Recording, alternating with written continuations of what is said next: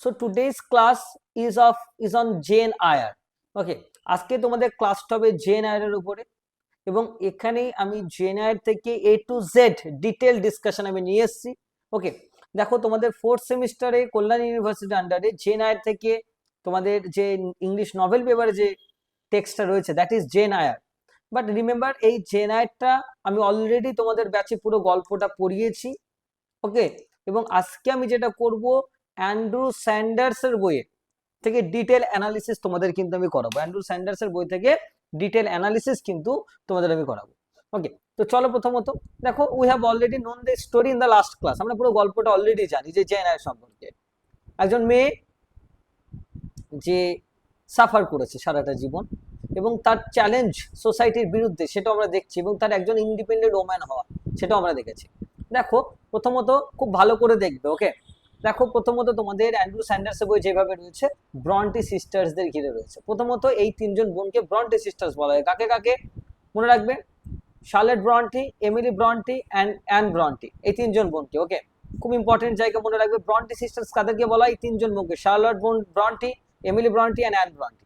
ওকে, মনে রাখবে অ্যান্ড্রু স্যান্ডার্সের বই যেটা বলা হচ্ছে, they lived in a quiet village in Yorkshire. তো ইয়র্কশায়ারে থাকতো, but they became some of the greatest novelist of the Victorian period. তারা কিন্তু ভিক্টোরিয়ান যুগের খুব পপুলার নভেলিস্ট ছিল। ওকে, শার্লট অ্যাডমায়ার, আমরা দেখতে পাচ্ছি শার্লট ব্রন্টি কি করছে, উইলিয়াম ম্যাকপিস থ্যাকারে, এই যে উইলিয়াম থ্যাকারেকে তিনি অ্যাডমায়ার, প্রশংসা করছেন। উনি একজন ভিক্টোরিয়ান রাইটার, হ্যাঁ, believing that his novels and satirical writings tried to improve society. কারণ শার্লট ব্রন্টি কি বিশ্বাস করছে, এই যে থ্যাকারের রাইটিং গুলো কি করছে, সোসাইটিকে ইমপ্রুভ করে। Because she did not know that Thackeray's wife was mentally ill, she dedicated the second edition Jane Eyre to him. Although this created some embarrassment, Thackeray appreciated this honors. Okay, এখানে মনে রাখবে as she know, although she knew that uh, Thackeray's wife was also mentally ill.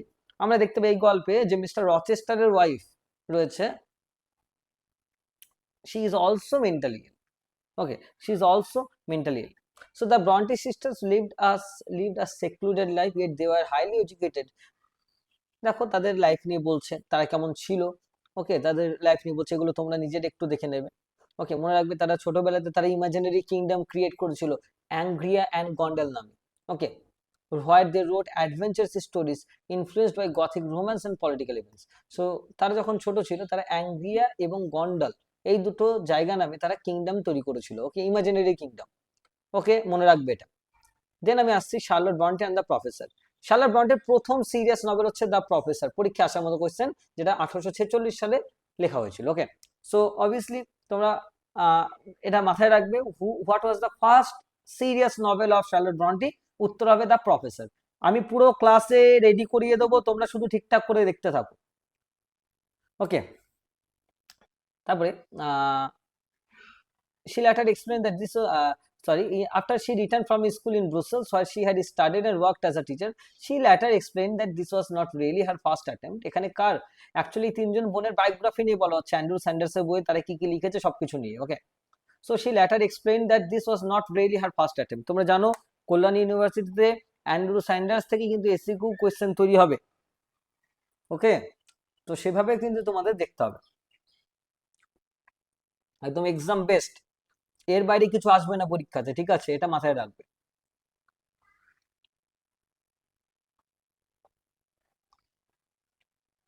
She later explained that this was not really her first attempt because she had spent many years practicing writing. যদিও তার প্রথম নভেলটার নাম হচ্ছে the professor, কিন্তু এটা যে তার প্রথম তা কিন্তু না। এটা যে তার প্রথম তা কিন্তু না। এটা যে প্রথম তা কিন্তু না। ওকে, তাহলে যদিও তার ফার্স্ট সিরিয়াস নভেল কি, তার হচ্ছে the professor. The professor.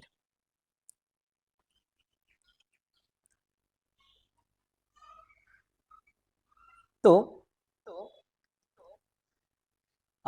she later explained, she admitted that she had many poor stories in childhood and destroyed them.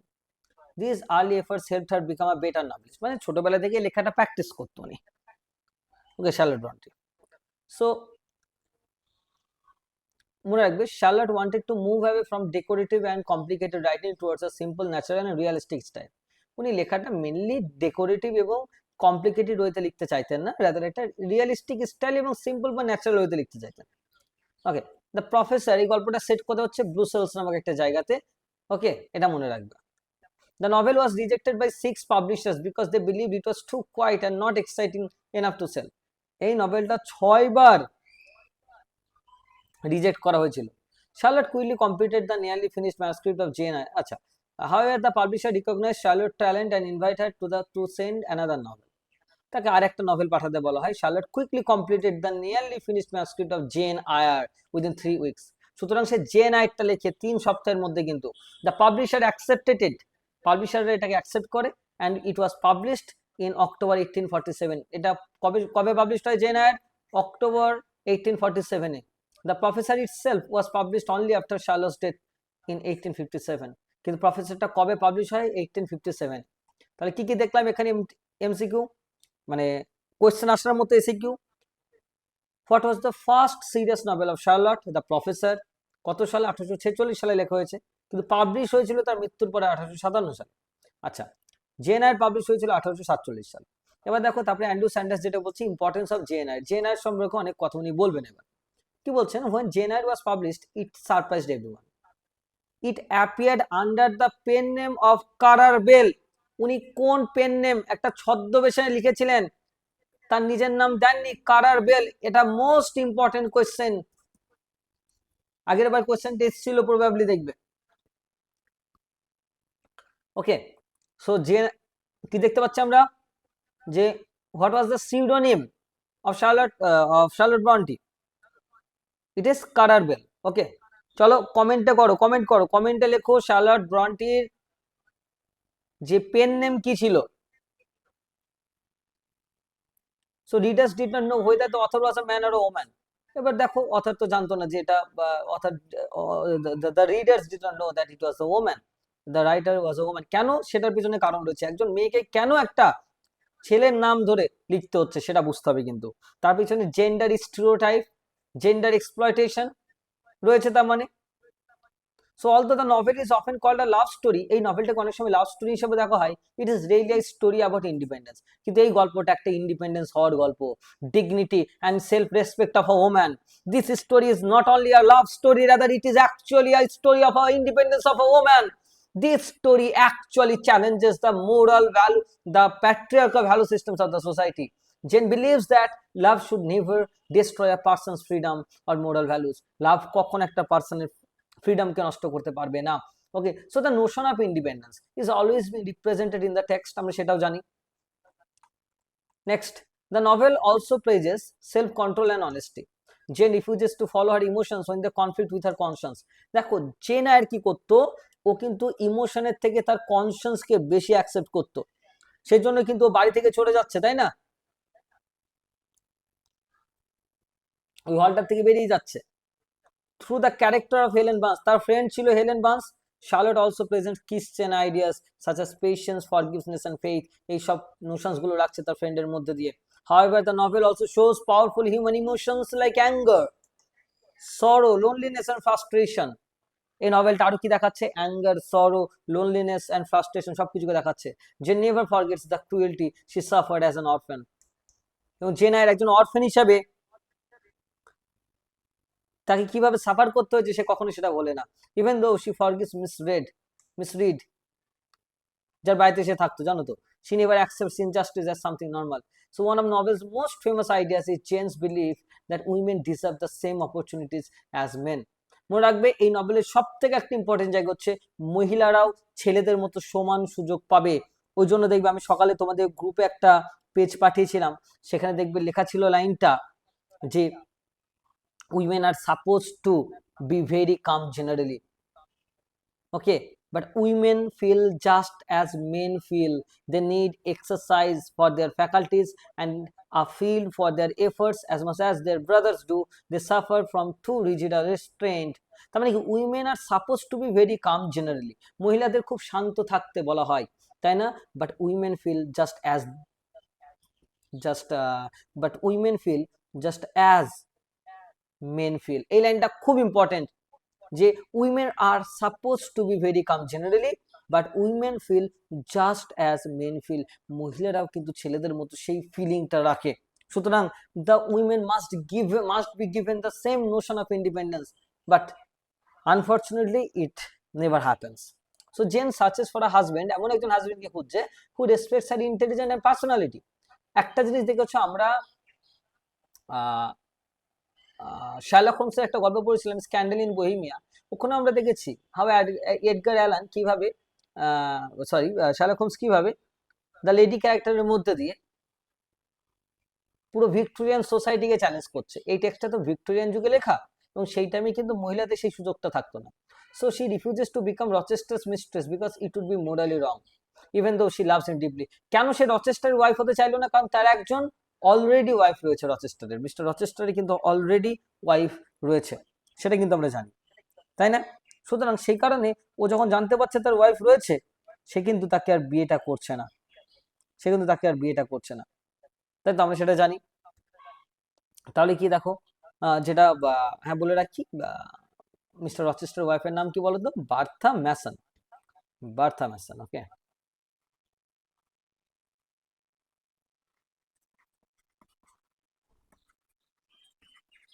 Bertha Mason. So because she refuses to become registered mistress because it would be morally wrong, আচ্ছা বললাম। Later she also refuses Saint John Rivers, সে Saint John রিভার্সকেও refuse করে। ও যখন এই mister রচেস্টারের বাড়ি থর্নফিল্ডে থাকে এবং তারপর থেকে সেখান থেকে যখন বার হয়ে যায়, এবং সে ওই সেই সেন্ট জন রিভার্স একজন ক্লার্জিম্যান যখন তাকে প্রপোজ করে, কিন্তু সে রিফিউজ করে because he wants a wife for duty rather than love. Okay. সে বলছিল কি, ওকে একটা কথা বলেছিল ওই জায়গায়, তোমাদের দেখবে সকালে ওখানেও লাইনে রয়েছে, মানে অ্যান্ড্রু স্যান্ডার্সের বই দেওয়া রয়েছে, দেখবে ওই লাইনটা, দেখবে জেন যখন বলছে I will be your curate if you like but never your wife. আমি তোমার যাজক হিসেবে থাকতে চাই, কিন্তু কখনো তোমার ওয়াইফ হিসেবে না। Okay, at the end of the novel, Jane marries Rochester. Only after they become equals. Rochester has become humble. Jane has achieved financial independence. এই জেন কিন্তু ফাইন্যান্সিয়াল ইন্ডিপেন্ডেন্স পাচ্ছে। The novel teaches that true happiness comes when people follow both love and conscience. এবং এই টেক্সটটা কিন্তু একটা feminist novel, এই কোয়েশ্চেনটা তোমাদের খুব ইম্পর্টেন্ট, কিন্তু অলরেডি আগেরবার এসে গেছে, এটা আসবে না, কোয়েশ্চেনটা ঘুরিয়ে আসবে অ্যাজ আ রিয়ালিস্ট নভেল, আমি বলে দেবো শেষে গিয়ে। আচ্ছা নেক্সট আমি এসি, আচ্ছা শার্লে হচ্ছে শার্লট ব্রন্টির দ্বিতীয় নভেল, সেকেন্ড নভেল, সেটা হচ্ছে শার্লে। ওকে, শার্লি মনে রাখবে 1849 সাল। ওকে, এটা কিন্তু মনে রাখবে। তাহলে শার্লে কার লেখা এবং কত সালে প্রকাশ হয়েছে এগুলো মনে রাখবে কিন্তু। বা নেক্সট ভিলেট হচ্ছে শার্লটের লাস্ট নভেল। ওকে, এটা কিন্তু মনে রাখবে এই নামগুলো। টেক্সটের নামগুলো সব কমেন্টে লেখো,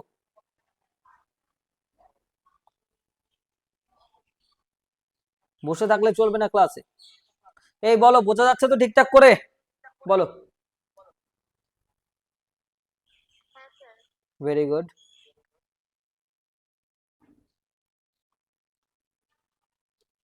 বলো Rumana, what was the pen name of Charlotte Brontë?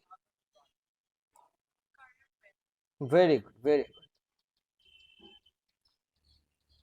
আচ্ছা বলো তো, why she chose the pseudonym রিপিকা?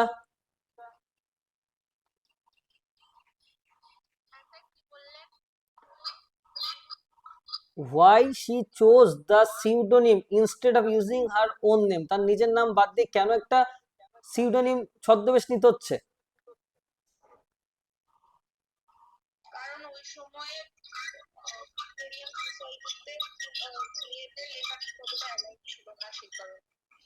দেখো, even it was not believe that women could right, বিশ্বাসই করো না মহিলারই লিখবে।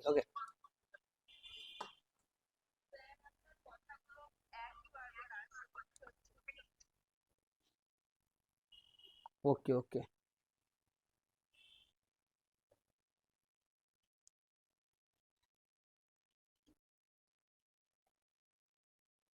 আচ্ছা, এবার সাউন্ডে ঠিকঠাক আছে কিনা একটু জানাও তো, একটু মেসেজে জানাও যে এবার সাউন্ড ঠিকঠাক রয়েছে কিনা।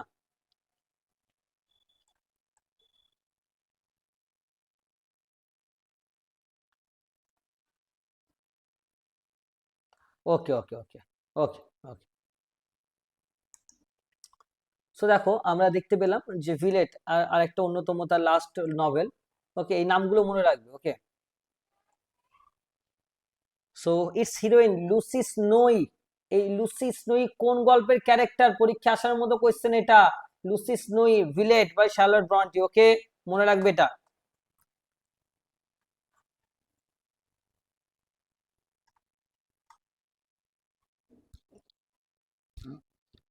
মনে রাখবে ব্রন্টি সিস্টার্সের যে মেন থিমস গুলো লিখতো romanticism, gothicism and realism. Okay, next.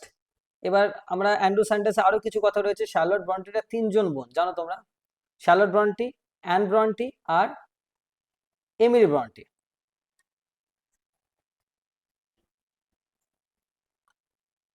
Charlotte Brontë,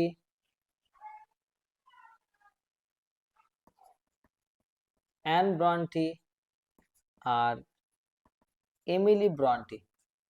Charlotte Bronte Currer Bell নামক ছদ্মবেশ, সরি CURR, কারার বেল নামক ছদ্মবেশে কিন্তু লিখতেন। ওকে, চলো এবার অ্যান ব্রন্টি। এবার কোথায় আসবো আমরা? Anne Bronte, wait kindly.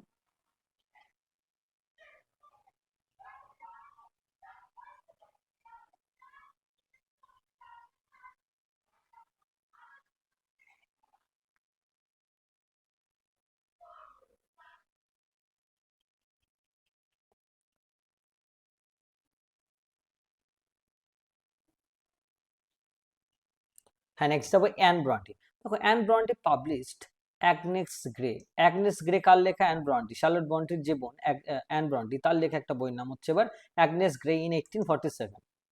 ওকে, কোন সময় লেখা হয় এটা? Together with Emily Bronte's Wuthering Heights. মনে রাখবে উইদারিং হাইটস কিন্তু এমিলি ব্রন্টির লেখা, অ্যাগনেস গ্রে কিন্তু অ্যান ব্রন্টির লেখা, আর জেন এয়ার কিন্তু শার্লট ব্রন্টির লেখা, মনে রাখবে। However, almost all the attention went to Wuthering Heights because it shocked readers with its unusual style. আচ্ছা, উইদারিং হাইটস খুব পপুলার একটা নভেল, মনে রাখবে। আচ্ছা, লাইক হার সিস্টার্স, তার বোনদের মতো অ্যান একটা পেন নেম ইউজ করতো, সেটার নাম কি? Acton Bell. মনে রাখবে কিন্তু, খুব খুব ইম্পর্টেন্ট এগুলো। Acton Bell. আগের বার এসেছিল যে তিনজন বোনের কি কি পেন নেম ছিল এবং কেন তারা এটা ইউজ করতো। বুঝতে পারছো কি ধরনের এসিকিউ আসছে তাহলে? Because women writers often face prejudice during the Victorian age. কেন ইউজ করতো এটাও আগের বার কোয়েশ্চেন ছিল। Because women writers often face prejudice during the Victorian age. Prejudice মানে আগে থেকে বিচার করে রাখা যে হ্যাঁ মেয়ে তো ওরা পারবে না। So since the names of Currer bell, Acton bell.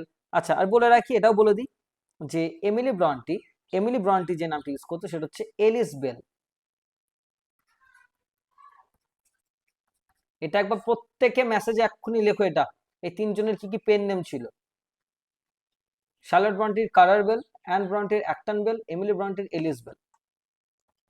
Okay, মনে রাখবে why they why did they use pseudonyms? Remember, the Bronte sisters published under male pen names because women writers in the Victorian era often faced prejudice. So remember, using the surnames Bell helped their works be judged on literary merit rather than on author's gender, যাতে অথরের জেন্ডারের থেকেও তাদের writings এর উপরে, তাদের ট্যালেন্টের উপরে জোর দেওয়া হয়। ওকে, নেক্সট আসছি অ্যানের। আচ্ছা, অ্যান ব্রন্টির সেকেন্ড নভেল হচ্ছে the tenant of wild fail হল। ওকে, অ্যান ব্রন্টির সেকেন্ড নভেল হচ্ছে the tenant of wild fail হল।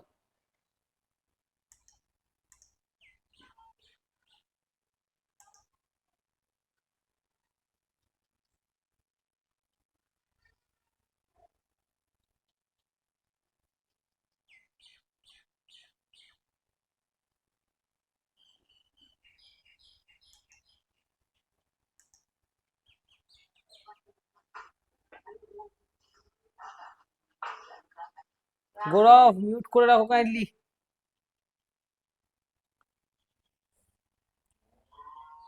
বলো তো আহ Sneha, Sneha, okay, answer. What was the pen name of Anne Bronte?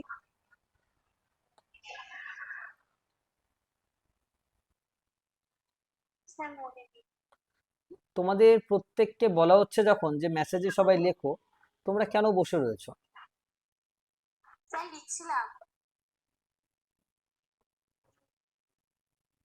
Kindly kindly প্রত্যেককে যেটা বলা হবে খুব সিরিয়াসলি শুনবে, কারণ ক্লাসগুলো বুঝতে পারছো, এগুলো প্রত্যেকটা ডিটেলে তোমাদের শেখানো হচ্ছে। ওকে, এগুলো যদি না শিখতে চাও তাহলে যাও পরীক্ষার হলে চলে যাও, ক্লাসগুলো করার কোনো প্রয়োজন নেই। ওকে, কলেজে অন্তত ক্লাসেস হয়েছে, বা আমিও যেভাবে গল্প পড়ানোর পড়িয়ে দিয়েছি, এবার পরীক্ষার হলে চলে যাও, যাতে পরীক্ষা একটা কোয়েশ্চেনও মিস না হয়, তার জন্য এইগুলো করানো, বুঝতে পারলে তো? তো সেইভাবে সেইভাবে তোমাদের করানো হচ্ছে, সবাই কাইন্ডলি একটু অ্যাটেনশনটা দাও, প্রত্যেককে বলা হচ্ছে।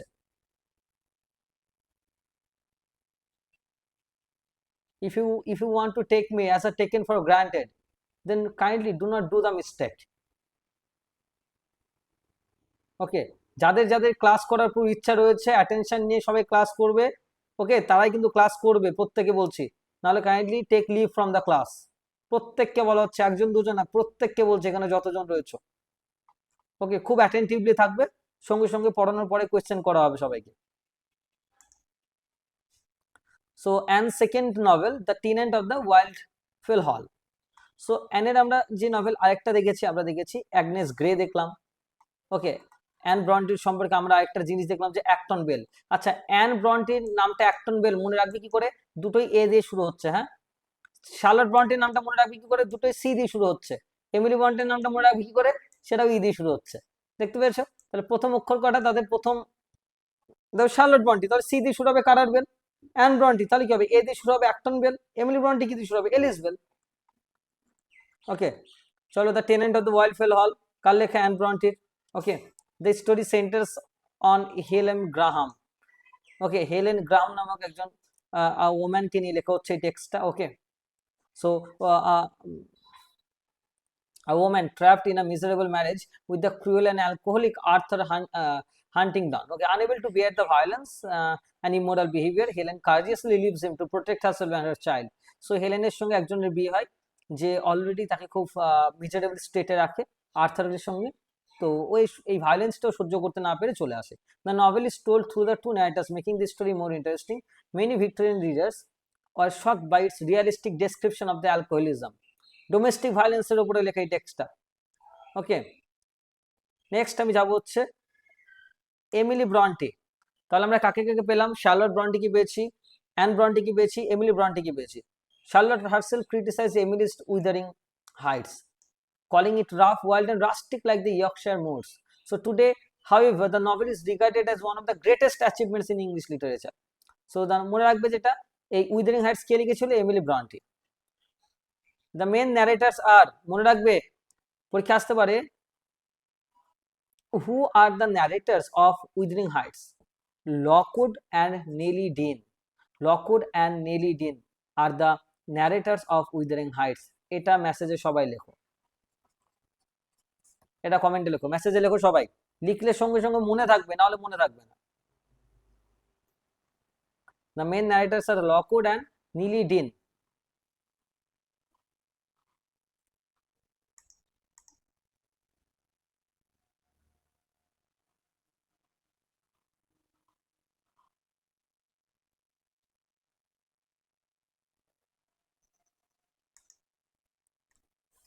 এবার আমি যাব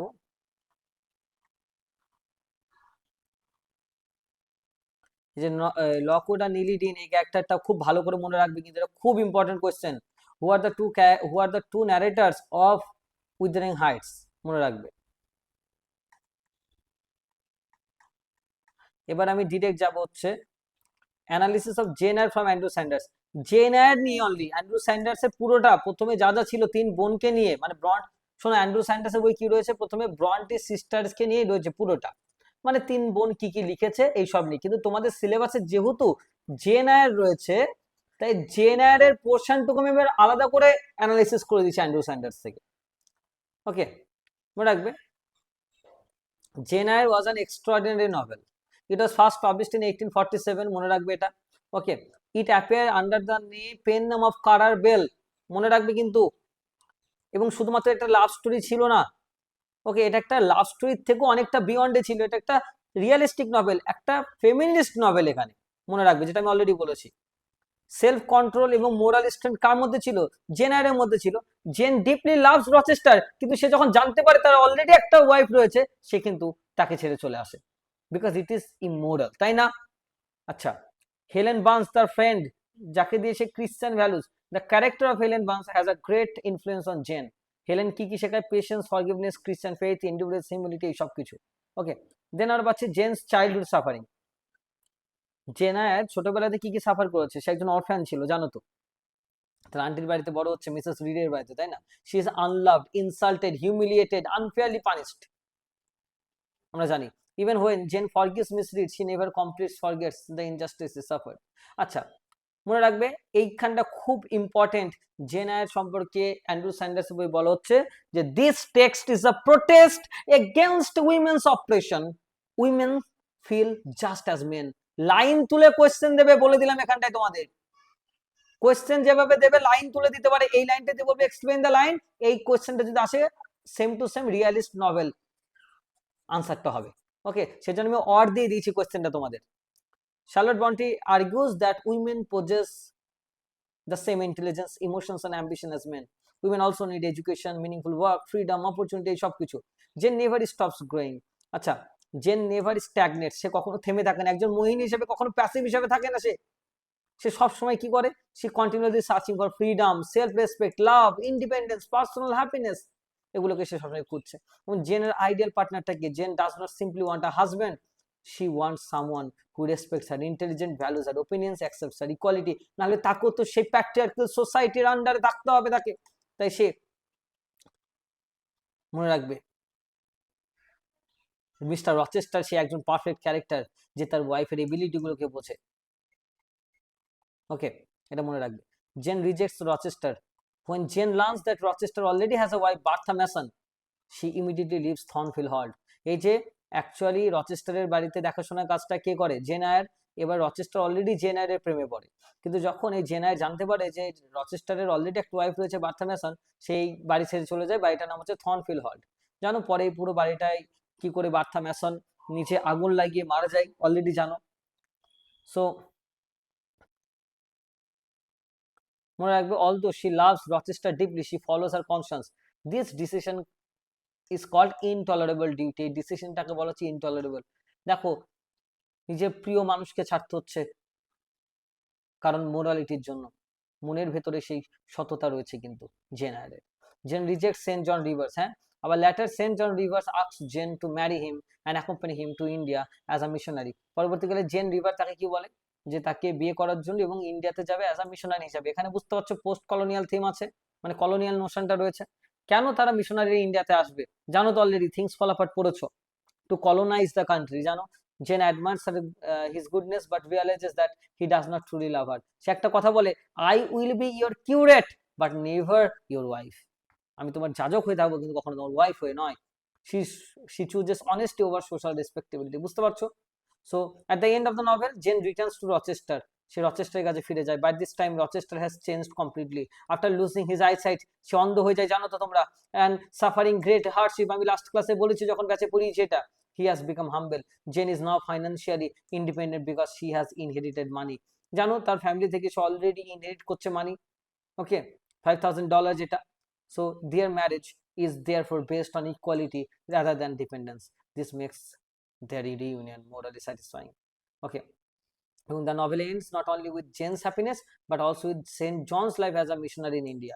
Charlotte Bronte shows that people may serve God in different ways. Jane serves God by living an honest life. St. John serves God through religious sacrifice. ওখানে ইন্ডিয়াতে আসছে, তাই না? Free will versus conscience. The final message of the novel is that every individual must follow free will guided by conscience. মানে বিবেককে মাথায় রাখতে হবে, ওকে মোরালিটি থেকে সরে গেলে চলবে না। এটাও কিন্তু এই টেক্সটে বলা হচ্ছে, খুব ভালো করে মাথায় রাখতে হবে কিন্তু এই কথাগুলো। এবার দেখো এই হচ্ছে তোমাদের ওভারঅল অ্যান্ড্রু স্যান্ডার্স থেকে যা যা ছিল আমি বলে দিয়েছি, খুব ভালো করে একবার রিভিশন দেবে। এবার দেখো আমি এসিকিউ দিয়ে দিয়েছি, মনে রাখবে which novel of Charlotte Bronte is called condition of England. এবার কন্ডিশন অফ ইংল্যান্ড বলতে কি বোঝায় আগে শোনো, হ্যাঁ খুব ইম্পর্টেন্ট এটা। দেখো কন্ডিশন অফ ইংল্যান্ড বলতে কি বোঝায় এই নোটটা একটু শুনে নাও। কন্ডিশন হচ্ছে একটা লিটারেরি টার্ম, যেটা বলা হয় গ্রুপ অফ ভিক্টোরিয়ান নভেলস, কিছু উপন্যাসকে বলা হয় যে উপন্যাসগুলো কি নিয়ে ডিল করে, ভিক্টোরিয়ান যুগে সোশ্যাল ইকোনমিক আর পলিটিক্যাল প্রবলেম নিয়ে ডিল করে। Okay, during the industrial revolution. Okay, তাহলে একটা ভিক্টোরিয়ান যুগের সোশ্যাল ইকোনমিক এবং পলিটিক্যাল প্রবলেম নিয়ে যখন ডিল করছে যে নভেলগুলো, we call this novels as condition of England. আগের বার পরীক্ষা এসেছিল 10 মার্কসের, discuss Hard Times as a novel of condition of England. তার মানে কি, ওই পুরো ও ভিক্টোরিয়ান যুগের কি কি চলছে, মানে ইন্ডাস্ট্রিয়াল রেভলিউশনের কি কি নোশন রয়েছে সেগুলো সব বলছে। এবার কন্ডিশন অফ ইংল্যান্ড মানে শুধু একটা নভেলকে না, সেই সমস্ত নভেলকে যেগুলো মানে জেন আয়ারও হচ্ছে, মানে জেন আয়ার বলছি, এর একটা নভেল রয়েছে শার্লি, সেই নভেলটাও হচ্ছে শার্লট ব্রন্টের শার্লি নভেলটা। তার মানে কন্ডিশন অফ ইংল্যান্ড মানে সেই নভেলটা, the novel which actually discusses the social economic and political problems of England. Okay, so কি কি নিয়ে ডিল করছে, যেটা ইন্ডাস্ট্রিয়ালাইজেশন, পভার্টি, ক্লাস কনফ্লিক্ট, যেটা চার্লস ডিকেন্সের মধ্যে খুব দেখা যায় নভেলগুলোর মধ্যে, আনএমপ্লয়মেন্ট, এগুলো। The term became popular after Thomas Carlyle referred to the condition of England question. মনে রাখবে এই টার্মটা যিনি ইউজ করছেন তার নাম Thomas Carlyle. Most important question, remember it, আমি বলে দিলাম ভিভিআই। ওকে, কিছু কন্ডিশন অফ ইংল্যান্ড নভেলের নাম হচ্ছে যেমন শার্লট ব্রন্টির শার্লে, চার্লস ডিকেন্সের হার্ড টাইমস, এলিজাবেথ গ্যাস্কেলের হচ্ছে ম্যারি বার্টন, এগুলো। ওকে,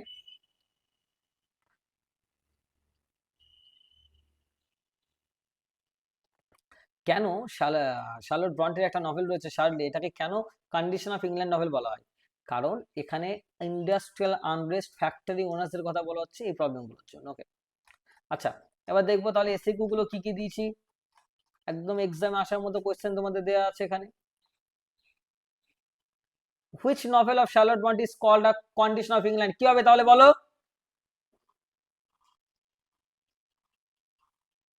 বলো। শার্লি। এবার এটা যখন লিখবে তো এটা একটা টেক্সট বুকের নাম, তো আন্ডারলাইন করবে পরীক্ষায় গিয়ে, হ্যাঁ। Shirley is called a condition of England, কেন? কারণ এটা industrial unrest, the Luddite movement মানে ওই হাই ক্লাসের বিরুদ্ধে মুভমেন্ট, মেশিন ব্রেকিং, এই সমস্ত, তারপরে ইন্ডাস্ট্রিয়াল প্রবলেমকে নিয়ে ডিল করছে এই কারণে। 2 নম্বর, mention the pseudonyms used by Anne Bronte and Emily Bronte. Anne Bronte কি নামে বলো? অ্যান মানে এ দিয়ে হবে অ্যাক্টন বেল, আর এমিলি মানে এমিলি ব্রন্টি কি দিয়ে হবে? Ellis Bell. আর আর Charlotte Bronte Currer Bell. Very good. Name 2 novels of Bronte sisters that employ a governess narrator। আগের বারে কোশ্চেন এসেছিল পরীক্ষাতে, বুঝতে পারছো কি ধরনের কোশ্চেন দিয়েছে? Name 2 novels by Bronte sisters that employ governess narrator। governess narrator মানে এমন একজন ন্যারেটর যে সেই বাড়িটার দেখাশোনা করবে, যেমন জেন আয়ার আমরা দেখেছি জেন আয়ারকে, আর একটা হচ্ছে অ্যাগনেস গ্রে। বুঝতে পারছো? তাহলে শুধু এসিকেও কিন্তু জেন আয়ারের উপর আসছে না, পুরো রাইটারদের ঘিরে আসছে।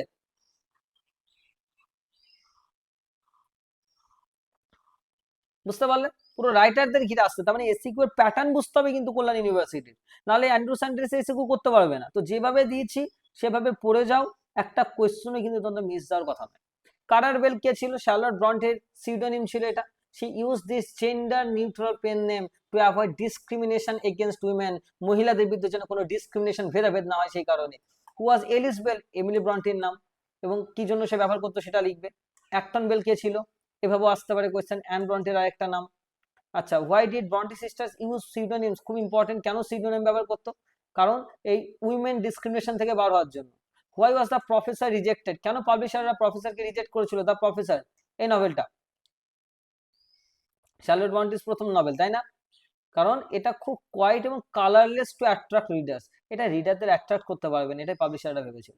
When was Jane Eyre published? পারবে আশা করছি। আচ্ছা, why is Jane Eyre considered a feminist novel? কেন ফেমিনিস্ট নভেল পারবে। হেলেন বার্নস কে? এই যে হেলেন বার্নস হচ্ছে জেনের ফ্রেন্ড অ্যাট লুড স্কুল, সে জেনকে কি শেখায়? Forgiveness, Christian faith, moral strength, এগুলো শেখায়। কেন জেন থর্নহিল ফিল্ড ছেড়ে চলে যায়? থ্রনফিল্ড হল ছেড়ে চলে যায় কেন? কারণ তার অলরেডি মিস্টার রচেস্টার অলরেডি একটা ওয়াইফ রয়েছে, সে যখন জানতে পারে সে চলে যায়। Why does Jane refuse Saint John Rivers? কেন তাকে সেন্ট জন রিভার্সকে সে ইগনোর করে?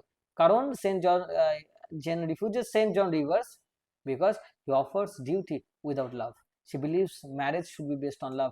ওকে বললো চলো আমরা ইন্ডিয়াতে চলে যাব মিশনারির জন্য, তো বলছে আমাদের মধ্যে কোনো লাভ অ্যাফেয়ার নেই, দেয়ার ইজ নো ইমোশনস। আচ্ছা, why is Agnes Grey important? What is the theme of tenant of Wildfell Hall? সব দিয়েছি, এই 20টা কোয়েশ্চেন দিয়েছি, পড়বে, আর সাথে কন্ডিশন ইংল্যান্ড জিনিসটাকে আমি বলেছি এখানে তোমাদের। ওকে ওকে, এই কোয়েশ্চেন গুলো পড়তে হবে। এবার দেখো আমি একটা 10 মার্কসের যে কোয়েশ্চেনটা দিয়েছি, gen Eyre as a realist novel, যে কোয়েশ্চেন আসুক মনে রাখবে এই আনসারটা লিখে আসবে তোমরা, এই কোয়েশ্চেনটাই আসবে তোমাদের। বা women feel just as men feel, they need exercise for their faculties. মহিলারাও কিন্তু ছেলেদের মতোই ভাবে, they need exercise for their faculties and field for their efforts as much as their brothers do. দেখেছো একই, তাহলে বুঝতে পারছো দ্য পজিশন অফ উইমেন সেটা নিয়ে বলছে।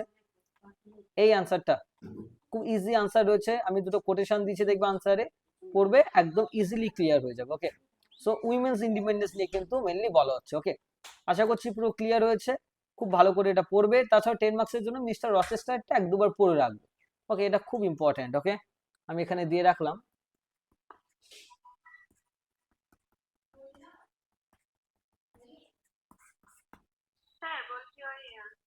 ওকে, হ্যাঁ, বিল্ডল্যান্ডস রোমানটা পড়ার প্রয়োজন নেই তোমাদের, এখন পরীক্ষার সামনে একটাই পড়ে যাও, কারণ হার্ড টাইমস থেকে তো তোমরা পড়ছো, হার্ড টাইমস আর জেনারেল থেকে একটাই 10-এর লিখতে হবে, তাহলে হার্ড টাইমস থেকেও পড়ছো দিকে, সাথে জেনারেল থেকে রিয়ালিস্ট নভেলটা পড়ে যাও, এটাই হবে। চাইলে কেউ পড়তে পারলে পড়বে, অবভিয়াসলি অসুবিধা নেই। অ্যাকচুয়ালি 3টে কোয়েশ্চেন পড়া উচিত, Jane Eyre as a Bildungsroman, Jane Eyre as a realist novel, আর জেন আয়ারের মিস্টার রচেস্টারের ক্যারেক্টার। এবার যেহেতু সামনে এক্সাম, আমি বলবো এটাকে মেনলি পড়ে যাও, তোমরা পেয়ে যাবে। তাছাড়া যদি তোমার পড়া হয়ে থাকে তাহলে তো খুবই ভালো কথা। ওকে, তো আশা করছি বুঝতে পারছো, এইগুলোকে এভাবেই পড়তে হবে, আদারওয়াইজ কিন্তু এটাকে কন্ট্রোল করা সম্ভব না, এগুলোকে এসিকিউ না হলে পারবে না। যা দেখিয়ে দিচ্ছে আশা করছি বুঝতে পারছো এই কোয়েশ্চেন গুলোর আনসার গুলো কোয়ালিটি কেমন রয়েছে, এবং তোমাদের এটা বানাতে বুঝতে পারছো এই কোয়েশ্চেন গুলো তৈরি করা এবং এগুলোকে বোঝা খুব ইম্পর্টেন্ট। কিন্তু নিজেরা ভালো করে বাড়িতে আজকের দিনটাকে রিভিশন দাও, এবং এই নোটটা রেডি করতে হয়তো আধ ঘন্টাও লাগবে না, এই 10 মার্কসের নোটটা যেভাবে দিয়েছি আমি। ওকে, এবং খুব স্ট্যান্ডার্ড নোট রয়েছে, কিন্তু খুব কম্প্যাক্ট।